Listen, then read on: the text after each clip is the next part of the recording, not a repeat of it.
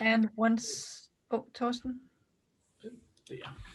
And I think it's 7 o'clock, so for those who are here, we should probably get started.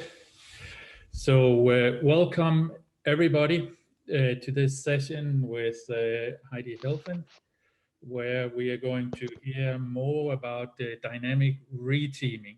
This might be an interesting topic because we often hear that teams need to be stable, but maybe that's not the case. We'll find out tonight. Heidi, you are the Director of Product and Technology at Procore, or some, I'm not sure I pronounced that correctly, but I'm sure you will do that. But more notably for us here in Denmark, I think GoToMeeting and GoToWebinar is something we know about, and that's the development of the software there. Yes. Yeah, it's fine. All right, very good. So my name is Heidi Helfand. It's really nice to have been invited to speak with all of you and to interact with you about dynamic reteaming, about the topic change. And so I work at a company called Procore Technologies. We're located in Southern California. All of us right now are working from home due to COVID, like many of you probably are as well. Kind of found my way to becoming a technical project manager, agile coach. I've worn a lot of different hats over the years. It's been about 20 in software. But I became curious about this whole topic of team change because I had experienced a lot of it in my career. And I heard some traditional wisdom saying that the best teams are the ones that stay the same or are stable, or that's what you want to go for. And a lot of that kind of negated many years of my career. I mean, how can you keep your teams stable when you're doubling, tripling in size, when you're going from 15 people to 2,000 people? There's a lot of change that happens along the way. And some of it we catalyze and some of it we don't. Some of it is almost like a natural occurrence. So we'll get into that space as well. But to get started, I'm curious now, I want to have a quick breakout and we can do it. Let's do it for 4 minutes. So what is your experience with team change and what was it like? And I asked this particular question because I had asked this question to many of the people I interviewed for my book. So let's do a breakout. Let's time it for 4 minutes. Yes. And just share with your partner your experience with team change and what was it like. And now we get everybody back. Back to you, Heidi. Yeah, at this point, as people are kind of beaming back, I would invite you to share any ideas in the chat. What is your experience with team change? What was it like? If anyone wants to share any ideas in the chat. Well, I've experienced both ever-changing teams and never-changing teams.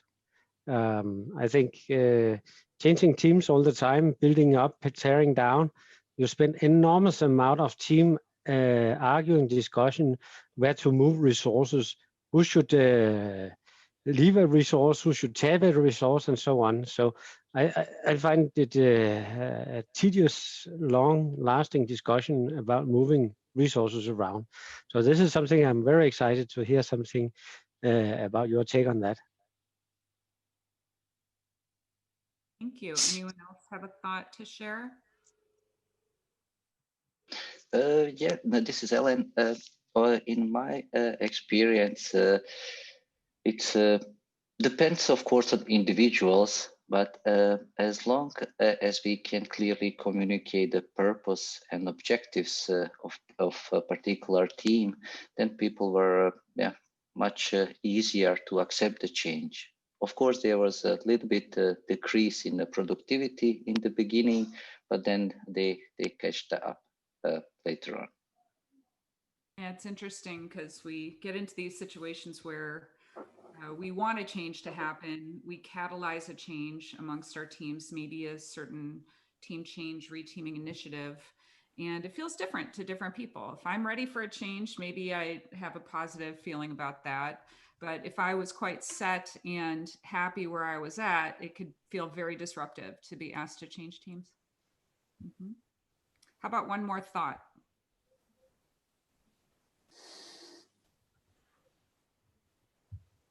We've got some ideas coming through in the chat as well.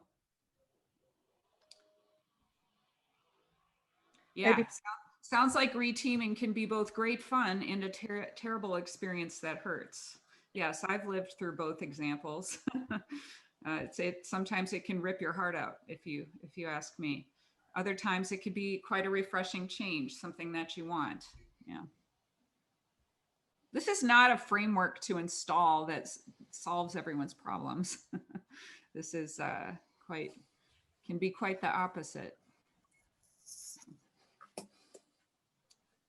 Okay, well, let's move on, and we'll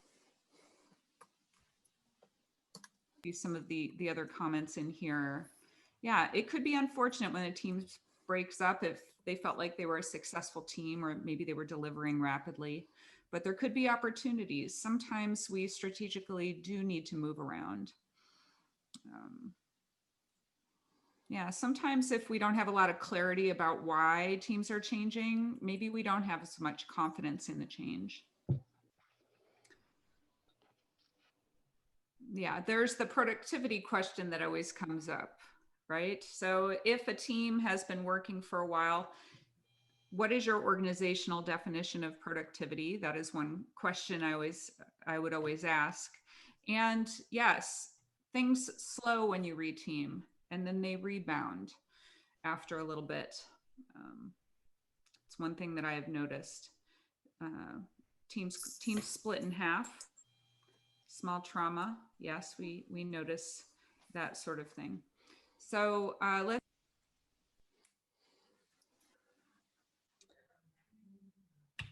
You are on mute, Heidi. Good, thank you. All right, so let's move on. So, right, so I find that an eco-cycle concept is a very helpful metaphor for talking about team change and understanding team change from a variety of perspectives. This is work that's based on a great book called Panarchy by authors Gunderson and Halling. I have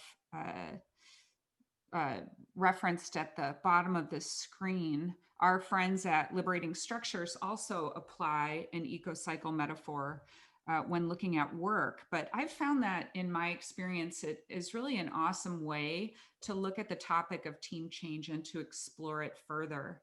And so first, let me just explain this with a metaphor from agriculture, and then we'll apply it to team change. So here we have birth. Like, let's imagine, so in Southern California where I live, we have a thriving agricultural community. And one of the key products that is created around here is avocados. So avocado trees are very common in this area. And if we think of an avocado tree as it's just sprouting up from the earth, imagine it's sort of in the birth phase. Let's say that tree kind of grows and grows, but it doesn't quite survive. It's like a failure to thrive. In this literature, it's typically named as a poverty trap or failure to thrive. It's an exit pattern out of this eco-cycle. But in other cases, the trees kind of grow and mature. They get through an adolescence and things are going well, and it's getting enough sun, there's enough water, and the tree starts to thrive, and it grows and grows and grows. And we have a more mature tree that might be yielding the avocado fruit, and it's going quite well. And through time, however, things typically, if you have a lot of trees and they're in close proximity, maybe the canopies become thick. Maybe it's harder for the sun to get through. Maybe there's a drought or a dry spell. This is akin to a rigidity trap, or when things might be stagnating. And in the case of avocado orchards, I don't know if you know this, and I only discovered it after living in this region. There's a deliberate change that these farmers can do in that they go to the avocado orchard and they chop down the trees like is shown in this picture. And then they paint the stumps white, which has something to do with preventing sunburn. And after a while, the tree gets back up through renewal and is growing. And then the cycle continues on, kind of birth again. And that deliberate change we're talking about here when they're chopping down the trees to kind of force the renewal, in this metaphor, it is akin to a creative destruction or some sort of disruption is another way of looking at it. So it's some kind of forced change. Other times it might feel like changes sort of just happen. But if we take a look then at teams, you have a new team. Let's say, let's apply this metaphor, and it is only a metaphor to try to understand the concepts a little deeper. But let's apply it to a team. So you have a new team, and the team is growing and growing. And at some point, depending on where you're at and what the philosophy of team and organizational structure is, maybe they cut off that size, or maybe the team grows bigger. And teams naturally that kind of grow big, we notice that they might have several different challenges, which I have listed at the right. Sometimes our meetings are longer. There's just more people. The stand-up meeting that used to take 10 minutes now takes a half hour. There are just more people. Perhaps the work becomes unrelated. It's harder to make decisions with a large group, and maybe we have more work in progress across that whole system, and it just takes longer for our work to pass through our team system. Some solve this by better facilitation. There are different ways to solve challenges like this. And the one thing that I've noticed is that in this case, let's say someone comes along, maybe it's the team itself, or maybe it's someone outside the team, and they notice these challenges of having that large team. And somehow the idea is introduced that we want to split the team. So maybe we have a couple of teams, and it's almost like this idea that someone's coming in and forcing the renewal of the team, just like they're forcing the renewal of this avocado orchard. And then what you get through the renewal is 2 new teams. So then those new teams are traveling independently through this eco-cycle. Again, this is a metaphor to try to understand some of the team change like this that might be going on. This is a structural change. It doesn't really have anything to do with, at this point, the human factors of it. Like, how does it feel to split in 2? Did we want to? Did they not want to? Were there other ideas entertained to help get through those challenges of the large team? Maybe different facilitation happened. Maybe someone came in and applied some sort of, who knows, some sort of process framework to try to help out. I don't know. But one thing that I've noticed is that team change like this is a pattern, and I call it grow and split in the work that I do.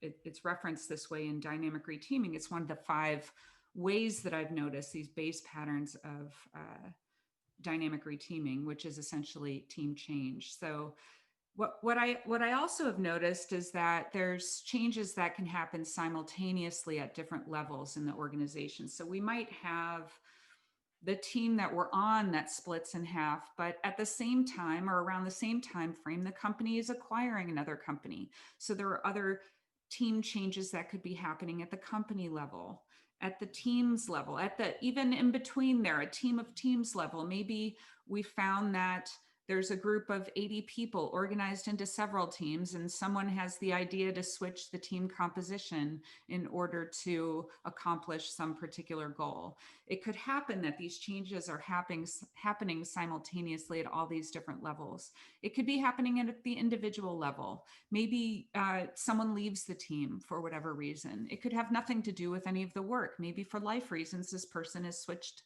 to another company. It could be that someone is added to the team. It could be that I need a change. I've been working with this same group of people for so long. I'm feeling like I'm stagnating. Hey, manager, can I switch to another team? And then they find me a new position. It's a lot of these things can be happening simultaneously at different levels. And this is really what I mean by dynamic reteaming. And if you look at the dictionary definitions of these words, we might notice that dynamic here is a process characterized by constant change, activity, or progress, or what might feel like constant change. It could be that there's a lot of changes going on in my company right now. Things are rather invisible, I think, more invisible as people are working in a more distributed fashion than ever before. So it could be that some changes are happening and you just don't even have insight into them. You just can't see them. So it could feel like a lot of change or not so much change. Now, the definition of reteaming, again, this is a common word. It's a common noun in English. The Merriam-Webster definition, reteaming, bringing people together or apart in work or activity. These concepts together, I think dynamic reteaming is this idea that we have changes in teams, we have changes at these different levels, and the overall concept is together as dynamic reteaming. This is what I mean by that. There are other patterns, I think, that help shed light or paint a picture about this dynamic reteaming concept. I became curious about this concept because I had noticed changes in my company and many other companies that I had worked with in 20 years. I became super curious about it. And so I started to interview worldwide colleagues, transcribed the interviews, and derived these 5 patterns to explain the distribution of the data that I had collected in this research project. It was a delightful experience. I think the whole process of writing this book took me about 5 years, but it was a process of discovery, right? I wanted to really know, like, what is the essence of this thing that I had named dynamic reteaming, and what does it look like? And so here's 5 of the patterns. We've already talked about one that I'll go to in brief, but here's a very easy dynamic reteaming pattern. It's almost like a reteaming on the edges. Easy, I mean, is more of a simple case. So one person is added to a team or one person leaves a team. That's the 1-by-1 pattern. There's also the grow and split pattern that we talked about already. Team grows bigger and it splits into 2 or 3 or several pieces, several different teams. Isolation is a pattern that I mentioned at the beginning of this talk. It's when you have a team, when you form a team from existing members, let's say. It could even involve some new hires too, that's fine. You put that team off to the side, maybe give them process freedom. I was telling the story of the first startup I was at, Expert City. When our first product failed, we had to pivot, and we had to pivot quickly. It was a do or die situation. Was the company going to survive or not? It was like a lean startup pivot. This first product, just nobody would buy it. We did some market validation, and then we developed a software called 𝗀𝗵𝘁, which let people see and control their computers from a distance. And then later, it paved the way for developing GoToMeeting and GoToWebinar. And this was a very effective tactic for us to reorganize and move quickly without the legacy of a process that spanned so many other teams. We had the opportunity to innovate and do something new. And the feedback loop concept is interesting when you talk about teams that get isolated. You can, if you need faster feedback loops in problem solving, in working, in discovery, it sometimes helps to not be paired within a team that is doing maintenance type work on an existing technology. Maybe you need to have, excuse me, if you do something like Scrum or work in iterations, maybe you need faster iterations for some types of work than others. When we have an incident and a team emerges, a very short-lived team, it's the isolation pattern. I mean, think of when the system goes down, you're working in a large, complex system, and surprise, there's an outage. Small team created off to the side and working and doing what they can to repair the existing system. I'm interested in that whole space now. And it is a space that I'm working at now in Procore in my day job here. So how can we get better at managing incidents and learning from incidents? Got a wonderful team I'm working with about that topic, but it really is the isolation pattern in action. Sometimes we have these short-lived teams that start up and then they disperse. Merging is the opposite of grow and split when you have teams that come together. It could be two teams now combine forces. Maybe they want pair programming, more pair programming variety, and it's better to have a large group for that. It could be at the company level, one company and another company join, and then you have to figure out what to do with all of the people. It's kind of the opposite of this grow and split. And then you have the pattern, which I think maybe you want to deliberately spread information to more than one team. So you have more resilience, or you have more safety in case people leave your company. More than one person, more than one team might work on features that are mission critical. So you've sustained the information. It's a proactive technique in order to sustain information within your company. This switching pattern is also about, I feel like I'm stagnating. Can I have a new opportunity to work on something different with another team? Or I'm sick and tired of working with these people. Can I switch and work with other people? Sometimes we just want to change. It's a very human thing. And so when I hear no, we got to focus on this productivity, forming, storming, norming, performing, let's keep these teams the same, I feel like it doesn't take into account the human factors of, well, wait a minute. In order to continue to grow and learn, maybe it's a benefit to me and to the company to switch and work on something completely different. Tuckman forgot the stagnating phase of his team development model. So this is just an overview of some of the dynamic reteaming patterns, and there's stories in the book that bring these patterns to light. And I wonder, actually, maybe I can just do an impromptu question for you. Which of these have you noticed in your experience? Maybe you can just type something in the chat. Have you noticed any of these patterns in the work that you do kind of in the wild?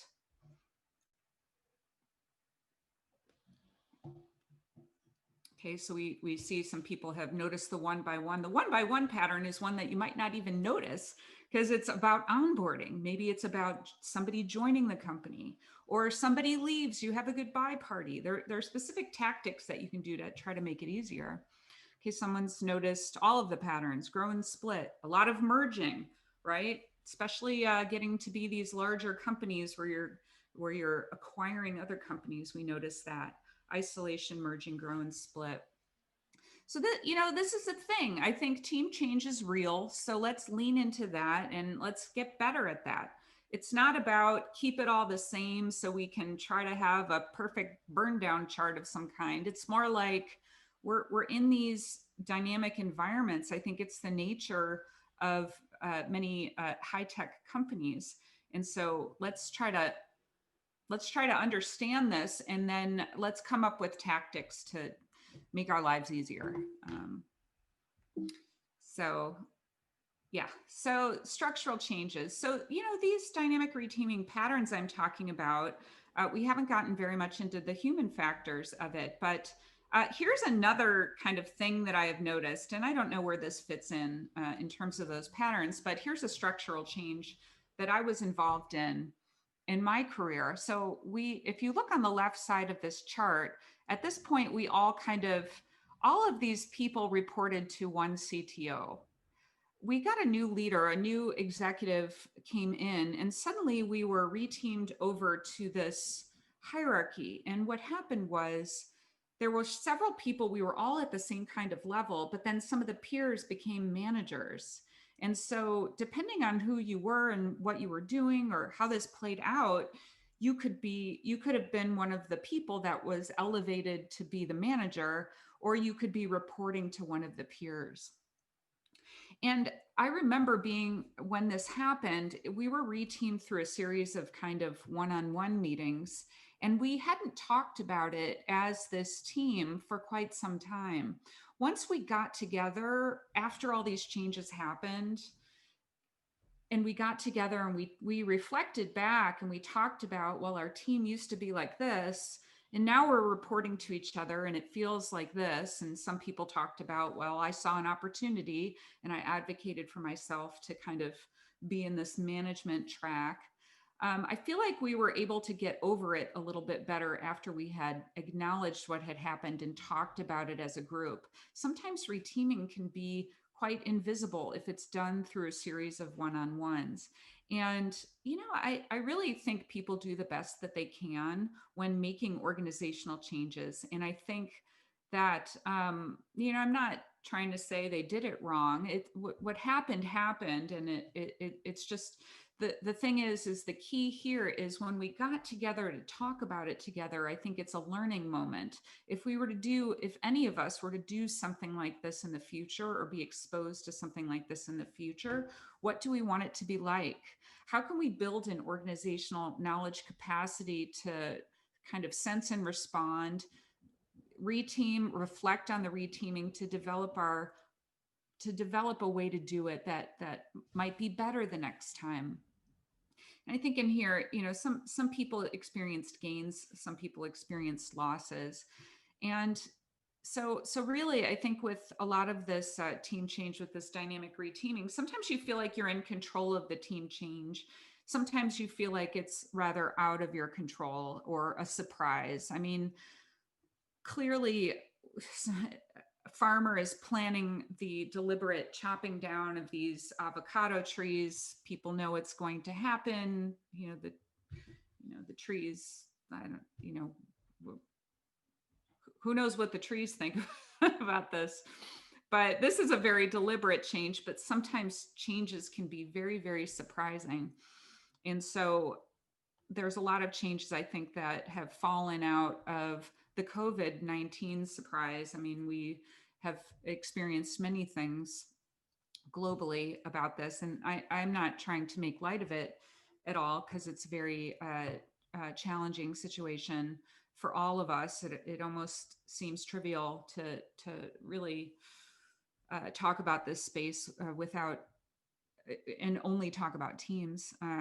But I think the point I'm trying to make here is that sometimes you're going to catalyze the change, or maybe you're going to be part of that decision-making group that impacts other people, and other times you're going to be impacted. It's just the nature of the beast. So I'm wondering, though, so I don't bias you, this was the second breakout, so I'd like to do for 4 minutes again, is what changes to your teams have you noticed in particular since the start of COVID-19, and what has it been like for you? So talking about what changes have you seen just emerge since we've experienced this shared global surprise.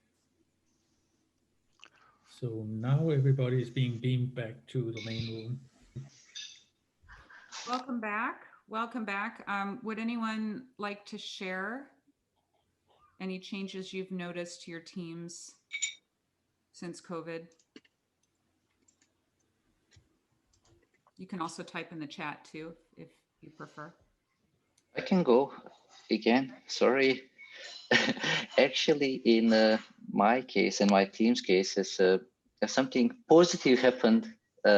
Probably, people had the time to stay at home, although could be annoying sometimes, but motivation increased for some reason. And then while we use a camera, we also get to know, how each other living, and stuff like that. So it's still interesting experience. Get a different kind of insight into your teammates. Exactly. Mm-hmm. That was from me. Thank you. Yeah, so Thomas, for me personally, I've in the beginning I found it quite exhaustive, because I think it's really tough to facilitate meetings with Miro and online. But I've over 6-7 months I've gotten used to it, so I don't spend that much energy as I used to. But I think it's difficult, because you just don't have the same rapport, the same contact with the participants. So personally, I think it's a lot tougher. But for the teams, I think they are better at it than I'd expected. So one kind of general class of change is just the shift to working from home. I think the most frustrating part that I have experienced was that people actually being good at peer development, peer testing, whatever, suddenly because they're remote, they kind of forgot all the goodies that is around the peer development part and going individual instead. That's actually pretty hard to get them back to the thinking that, okay, yeah, but we cannot share our screen. We're not sitting next to each other. We cannot look over each other's shoulders and such. Suddenly that became an issue, at least for us. And I've not yet found a true good way to fix it. Mm-hmm. It's kind of more of an individualized experience, whereas before, kind of more natural collaboration with the person next to you. Mm-hmm. How about one more?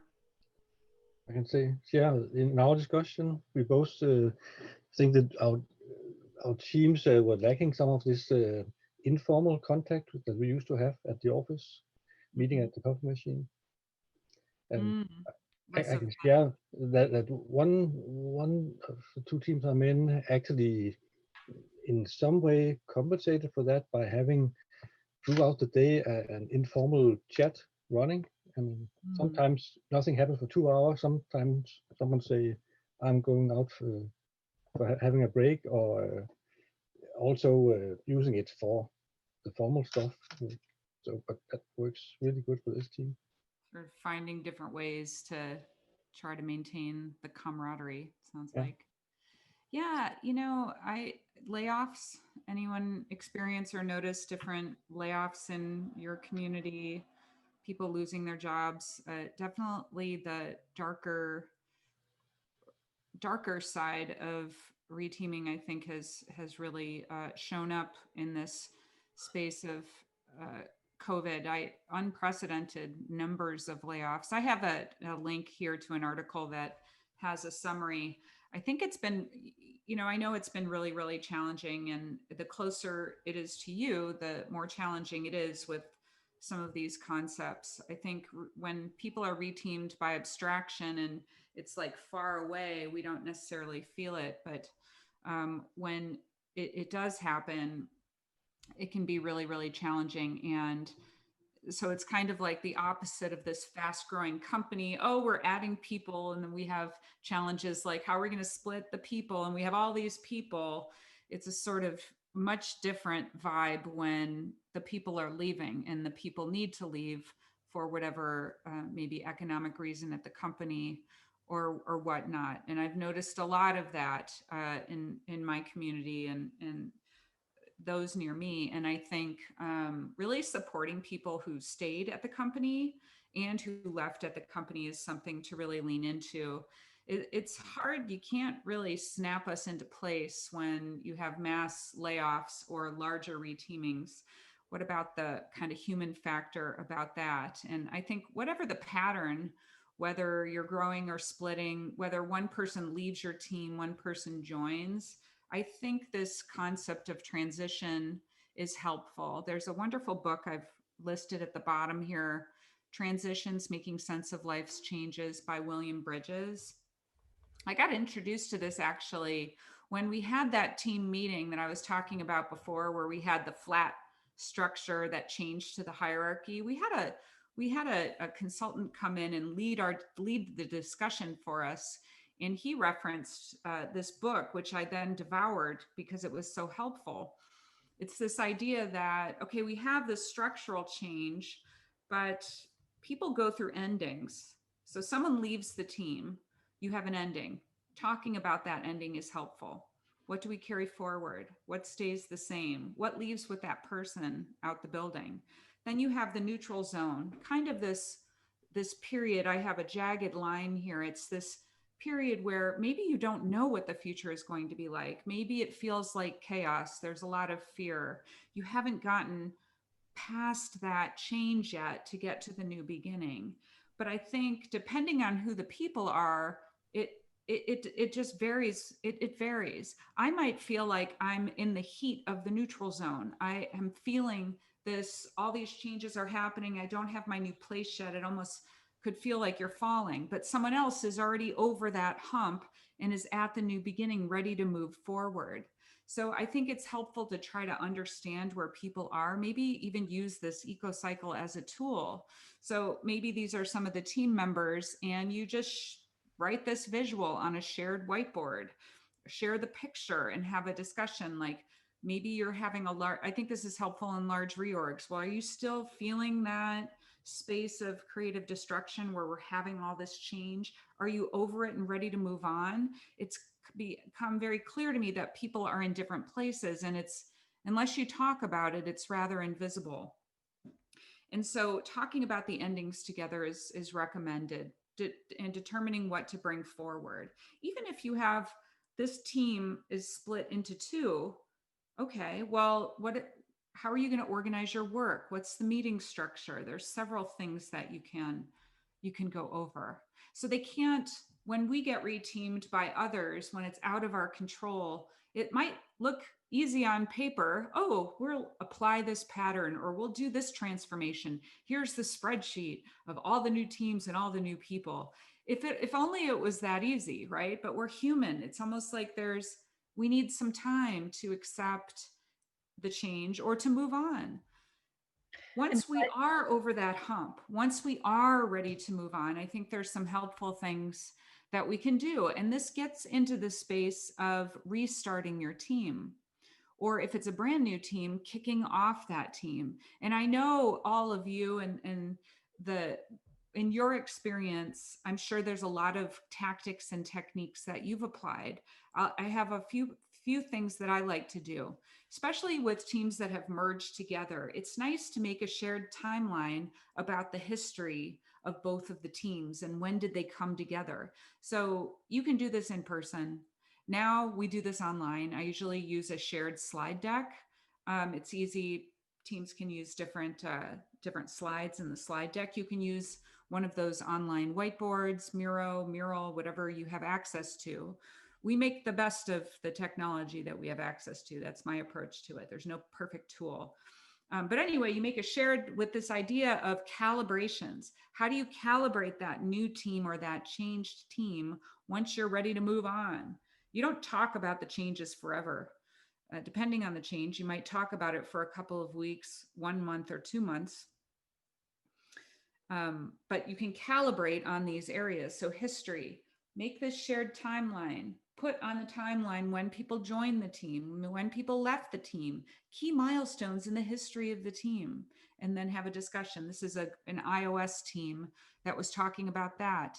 And getting that shared sense of history, I think, is really important, because with any change, it's not just about the future. I think respecting and talking about the origin story is very important as well. And talking about those past milestones that team members who have been around for a while are proud of, I think it could help raise the positivity and help kind of bring that changed team together. I also calibrate teams on people, just understanding who we are, what we like. There's an activity that I've done recently with a colleague of mine, Vitor. We've been working with architects lately at Procore. We have a growing group of architects. And we just got together one day through Zoom, and everyone shared what they shared a story from their past that they felt was particularly character building. And it was a very wonderful session where people shared and you got to know each other, which I think is some of the foundation for building trust. Market of skills is another activity I write about in my book, which I learned from Lisa Atkins in her book, her wonderful book, Coaching Agile Teams, where people share what they feel they're good at, what their skills they bring to the team, what are their interests outside of work, and so on. Calibrating on work. For some teams, they need the help with this, and for others, it's pretty obvious. So what are we here? What are we paid to do? Why does our team exist? What's our vision? What's our mission? What is the impact we are here to make? What are the outcomes we're going for? Sometimes I calibrate teams on that if necessary. And then the final area I usually look to for team calibrations are workflow. How does the work flow through your team? How does the work come to your team? How does it exit your team? How do we collaborate together? And then we usually talk about cycle time and other sort of concepts from Kanban about team management, because that's an area that has been kind of permeating our organization. We found some useful things from the book Actionable Agile Metrics by 𝗪𝗵𝘁, which I can talk about. There's videos on my website about what we're doing with that. But what I will do, I just met with a team, 2 members of a team last week. Their team was changing. A manager left to go to another team. So they have a new manager, new engineering manager, a new product manager, another engineer went to a different team, and then they have a new team member. So they have a lot of changes in their teams. So when people come to me for help to calibrate and kick off their new team, I typically meet with them for a half hour. And it's almost like a mini consulting engagement. What would be the most help for this team in order to get them off and running? I had a software development and test team last month, and we calibrated on workflow for an hour and a half. So what we did was we looked at their current way that they organize their work in Jira, and we talked about their definition of done and other ways that they pass work through their team. So I customized this. And so I'm wondering, for you, in your experience, maybe you can type some ideas in the chat. Does anyone have any practical ideas that you've used in the past to launch a brand new team or a changed team? And also, are there any books or resources that you would recommend to each other, to this group? I'd love to hear about that. I don't claim to have all of the answers for this. I can share what I know, which is some of what I'm doing here. But I'm just kind of curious if you have any ideas to share in the chat. Something about team charters. Coat of arms. Coat of arms. That sounds like an interesting activity. Maybe people make a shared coat of arms for their team. Or journey lines, also called heaven or hell. Journey lines. What has your past been like? The highs and lows, I'm assuming. Shared understanding of team mission and commitment to achieving goals. Here's a book recommendation, Turn That Ship Around, Turn the Ship Around, wonderful book. Constellation games, love that. We orient and walk towards and away, or orient online towards and away objects. There's another book, Lift Off, which I like to reference as well. Amy Edmondson's book, Extreme Teaming, Innovation Team. So there's so many things we can access for this topic. Thanks for sharing that. But anyway, I think in general, reteaming can be really, really challenging, or it can feel like the best thing ever. So for us personally, especially when reteaming happens and we didn't choose it, there's some personal things I think we can do, is even just noticing our reaction to the change and channeling our thoughts. It might be helpful. If somebody is suddenly going to a different team and they didn't want that to happen, or there's a new manager that comes in, whatever it is, I always encourage them to talk to someone. You can talk to a coach, talk to your existing manager, talk to a close colleague, talk to your managers, try to understand the situation. Taking time off is also helpful. If there's a lot of changes going on and you notice that your heart is pounding, it's heated, if possible, I always recommend to people that they take some time off. We can't always change the situation, but we can change how we respond to it. So these are just some self-management ideas. I think with time, though, people move through, they get through the change and move forward. And then you're in the situation where you're like looking back at the change that happened before. Hopefully, again, you have the organizational capacity to reflect and learn. Maybe some people send surveys about the reteaming to try to learn from it. So people will move through, or sometimes they leave. When our companies grow and develop, especially with large shifts, we might lose people. It happens in a corporate life cycle. Some people prefer to be at a smaller company. They get to a point where the company has grown and they're like, how do we maintain our culture? Well, the culture has already changed. these company entities, these team entities are not these ideal, stagnant, perfect, stable entities. So how do you want to be in that? How do you want to adapt and change with your company? Or maybe you move on. Reflecting on what happened is key. So, and after a while, I think especially with key changes, if your organization goes through a layoff or if there's a large restructure, after a while, it becomes distracting to keep talking about it. You got to move forward. You have to help your company succeed. When I was at that first startup, I was at the point where our first product failed. I was an interaction designer. We had hopes and dreams for the software we were building. We were going to change the world with we were delivering tech support through screen sharing. But that product was not getting money. I remember I cried when they canceled that product. We had to move on and go to the future of the company. We had to kick it in gear and move forward. And so we got to move on and we got to help our companies succeed. So that was a taste of reteaming, I think definitely with a flavor of some recent reteaming changes dealing with COVID and other global changes. I hope that was interesting and that you got something out of that. And now we have time for questions. And Heidi, there is I think a very interesting question from Daniel in the chat, where he says, how is everybody's take on self-organization, where teams rather than managers choose the team construction, also known as, maybe I know it as self-selecting teams? I'd like to hear your take on that. Fantastic question. I think there's definitely, and thank you for that question. I think there's different ways that people arrive on teams. Sometimes we're assigned a team. Sometimes we get choice and then we go to that team. And there's some, it's like from closed kind of directive structures to very open structures. It could be that maybe our managers, maybe we're a software company like Redgate Software. I have some stories in the book about that. If you Google Redgate Software and reteaming, you'll find some self-selection that they do, where they have a marketplace where people can choose the team. And it's usually a very structured event.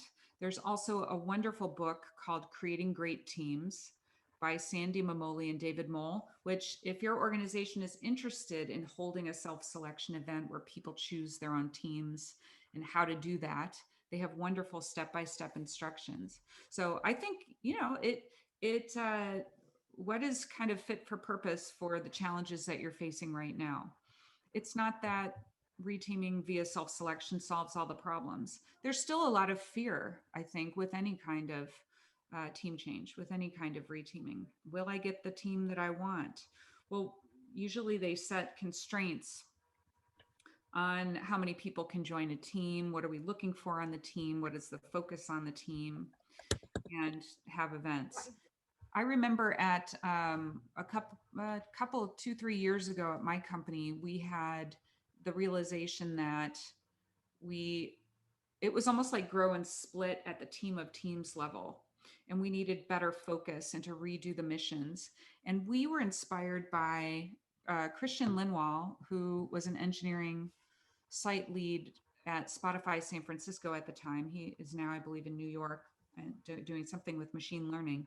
But what his teams had done at Spotify really inspired us. And so we tried it. And the essence was, I call it like reteaming with whiteboards. And you could do this with online whiteboards as well, where someone makes a proposal of the new team structure, and then people are invited to iterate on that together through a series of get-togethers. And you might learn that, hey, we wanted this structure, but when we talked to the engineers who are closest to the work, we learned that this team over in this grouping is better off over here.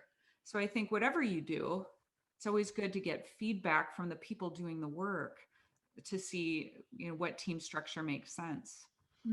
Giving people choice in the teams that they go to is also very key. I've seen Other companies do it very well with just the managers really tapping into who is this person, what is their career path, how do they want to grow and develop, and some sort of fit operation with what the company needs and what the opportunities are. How do we match people up? There's various ways to do this. And then the other thing I wanted to say about this is just sharing opportunities can really go a long way at retaining people. If you're going to be hiring 40 people and you know where they're going to go in your organization, if you make this known to the people who are already there, you might find that this person is really burnt out working on this one team for so long. Maybe they'll request a change. So I think this sort of opportunity matching is a wonderful space. We have a couple of questions in the chat from Ansi. Would you like to Sure. pull it forward? I see question 2. Question 1, how to identify when a team is stagnating? I think definitely talking with the people, talking with the individuals about what their experience is like. This is something that you can do with the whole team. You can do it one-on-one. Some people have employee engagement surveys that they deploy at a regular cadence, or pulse surveys to find out. So I think really tapping in and understanding kind of the health of the people in terms of the work that they're doing. Like the whole team itself, if the team is not delighting the customers and delivering software at a regular cadence, it's definitely something to look into. Question 2, should creative destruction be imposed to ensure it happens by like doing some change every 6 months? So Sandy talks about that in her book, Creating Great Teams. I think our friends at Redgate Software talk about reteaming at a cadence. 𝗿𝗵𝗂𝗋, software engineering manager, who was at one of the companies that Sandy references in her book, Creating Great Teams, Trade Me in New Zealand, they would talk about reteaming at a cadence. I think all of these are possibilities. I think it's helpful to, when you're hiring people into your company, if you reteam at a cadence, to make that known so people know what they're getting into. I think nothing needs to be forever, and this is the way that we do it till the end of time. The best thing to do, I really think, is you reflect and you act. You make a change, you do a change. How did it go? You get feedback from the people. You determine the next move that you make. Some people like to reteam at a cadence on a smaller scale, maybe move people from one team to the next to deliberately spread information. I interviewed a person in the team who was at Pivotal Cloud Foundry, and Evan Wiley, and he was telling me about how they have internal software to actually keep track of how long people are on each team. And at a regular cadence, they would deliberately kind of reteam people so that they kind of spread around the knowledge. It was something valued at that company. So it's not that, I think these are strategies and tactics to employ. A lot of it depends on the context you're in and what problems you're trying to solve. Maybe Samuel would like to ask you a question. It's a long one. Yeah. Seems that All right. Yeah, go ahead. I'll turn on my video. Yeah, so my background is I was working with one team and then we split the team in two. So the questions that we are facing now is why wouldn't we reshuffle the teams in order to better respond to business requests, because lots of the knowledge is shared over the two teams. There are a few people who know more about some feature than another. So it makes sense, at least from a business perspective, that the teams would reshuffle once in a while so they could work better on features. I don't know if you have a take on this, where we look at reteaming as a tool rather than a response out of necessity, like an extra team joining, splitting a team, etc.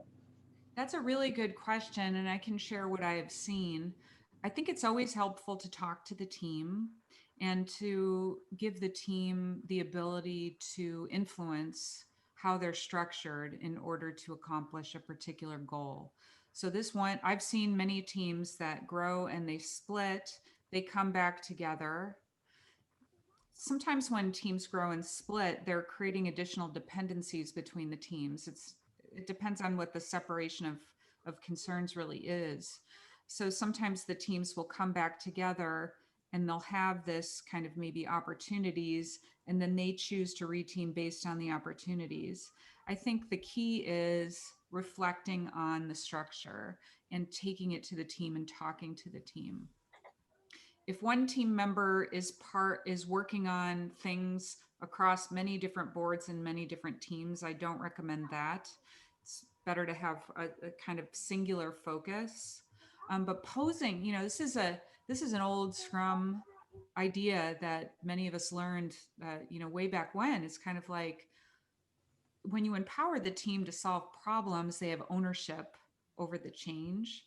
And, you know, it's a wonderful thing where we can like be included in the conversation. We can impact our team structure, and then we can reflect, and we can go back or we can change depending on how it works out. So working in that feedback loop is key. The Scrum idea was take the problem to the team. What I'm suggesting is that reteaming is an idea that is a lever that we can use in order to try to be more effective as a team. So bring it into the retrospective as a tool to use, enable the teams to do that. That's what I tell different people that make reteaming choices for their teams. It's you might see from a vantage point over here, oh, we should just do this. But you want the team to own the change. And so usually the vehicle is, you know, maybe we try an experiment and then we reflect on it, and we schedule the meeting to reflect on it in 3 months. We just did this with the architects group I was just talking about. They're reorganizing in a different way. And we created one of the things I did this morning was create a calendar invite for the end of March where we're going to reflect on our new structure. So it doesn't have to be forever, but what are we going to learn in the meantime? So how is it going to work?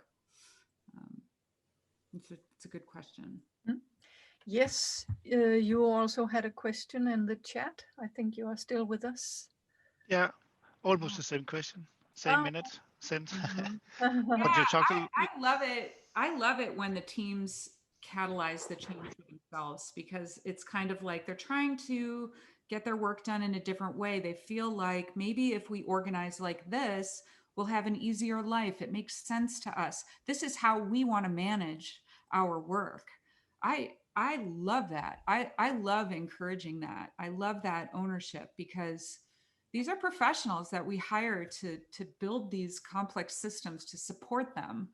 And they have the ability to organize and reorganize if we give them that ability, if we give them that permission. So I love it when that happens. I think it gets trickier at the higher levels as the companies grow. We get more of this reteaming from the outside. And I would always encourage, like, how can we get input from the people about how we're reorganizing if it's this big thing? You know, but then again, sometimes it's going to happen. You get a new SVP in, you get a new CEO in, everything changes. And so then you're in that kind of forced change. So how are you going to be in that change? That's the other kind of reality. So. Jon, would you like to bring forward your question? Yes, I could do that. In September, we were meeting up with this guy called Ron, where he was kind of pivoting around the concept of how an open space works. So instead of having fixed teams and the concept of splitting backlogs into several of teams, like in the PI planning, he was just saying we have this open space. This is the overall direction from our stakeholders. Go fix, and then with the trust of the system, will self-organize in order to get what's needed to be done. So that is kind of playing with the concept of people can act in fluid teams and not needing to reteam or team or whatever. And the question is, do you know this concept from Ron, and what's your reflection on it? I know it to a certain degree. I do not know it deeply. So I can't really speak to anything particular that he's written or other things. And what you just described, I would wonder just the practical concerns of, well, what about maintenance for the features that we build or for the things that we build? How are we going to handle that? How do different types of work get accounted for in such a fluid reteaming process? So I would be curious about that. I would wonder, well, how many people are you talking about? And are there pods of teams of, like, does this reach an upper limit where it breaks down? I mean, you can't do it with 1,000 people, can you? Would you have these sub teams where you, yeah. I would assume that we would keep under the Dunbar's number of 120 to 125, where everyone knows each other and everyone is safe with each other. But I was just wondering, instead of fighting with how do we make sure that teams are born and also destructed, what would happen if we had no teams, but we just had one big tribe? I like the idea. Yeah, I mean, what do others think? How might that play out? I think you're muted, Manuela. Well, someone muted me now. The host muted me. Oh, we can hear you. Can I tell something or not? Yes, please. This kind of thing that I read now only, I think it solved the problem when you have people that are needed in several places. So they would not feel that they are outside a team. They are in the big team, and you can say that you have a big team and then they have projects. So no one would feel that they are put off from a team or put off completely, perhaps, because it is not needed, and so it's, and so the people would not feel that they are in a team. We people, and you can see with the children, they have those experiments. They have a tendency to make groups. They separate themselves in groups. If you have a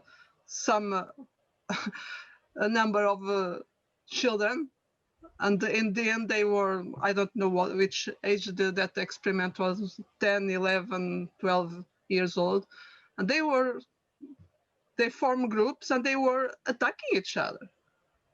So if we can have something that coming from up, don't say you are all in the group and we put you in this group for losing a problem or complete a project, and so I think it would psychologically function better. Yeah, I think with any of this, it's almost like, what is the proposal? What do we think about this specific proposal? So like, if we're gonna have a reteaming initiative to switch to some kind of fluid scaling technology, what exactly are we going to talk about? What are the pros and cons? Is this a direction we feel like solves a problem in our company? I think it would help to have something more specific to take a look at. Yeah, and then, the other thought is sometimes we get inspired by things that we hear, and it's definitely not my intention to say, go forth and change all your teams. Like, that is not what I'm talking about. That is not what I'm saying. We need to see what makes sense in our context. You will experience reteaming. Many of us have. It's inevitable. We might as well try to focus and get better at that. If you ever are doing a deliberate change, what is a small experiment that you could try to kind of validate the direction you're going into? Is another thing to consider. So there's a question here. What do you think about 𝗿𝗏 concepts? Do they contradict the eco-cycle? I don't know what that is.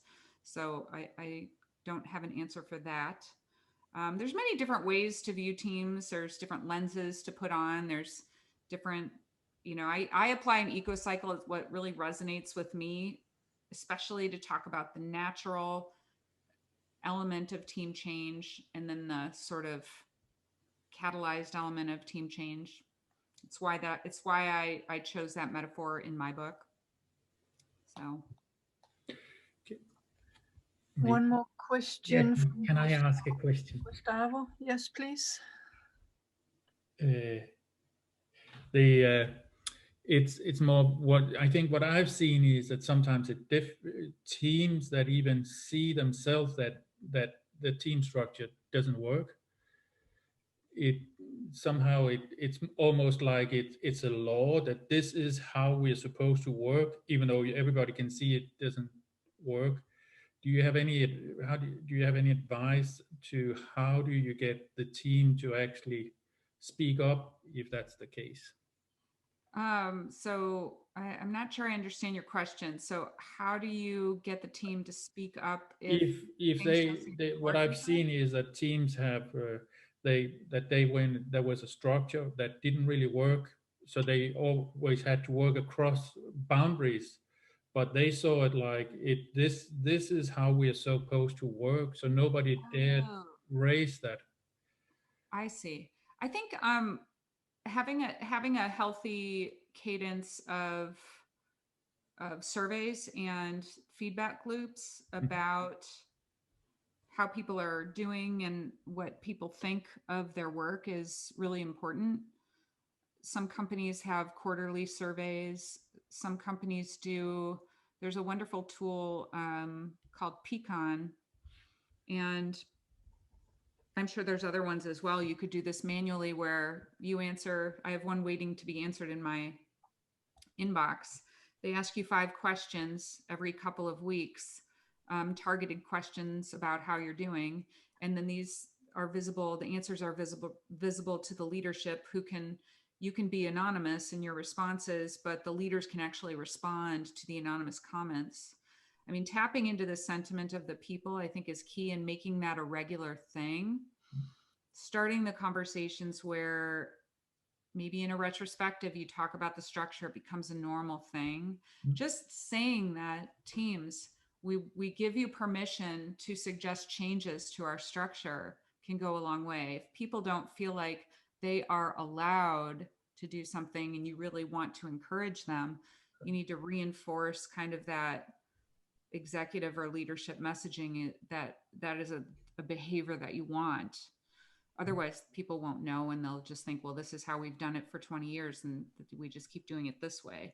But people need to know that, hey, we give you permission to suggest a change. Thank you. And I would really like to thank you, Heidi, for taking up on the invitation to join us here and share your view on reteaming.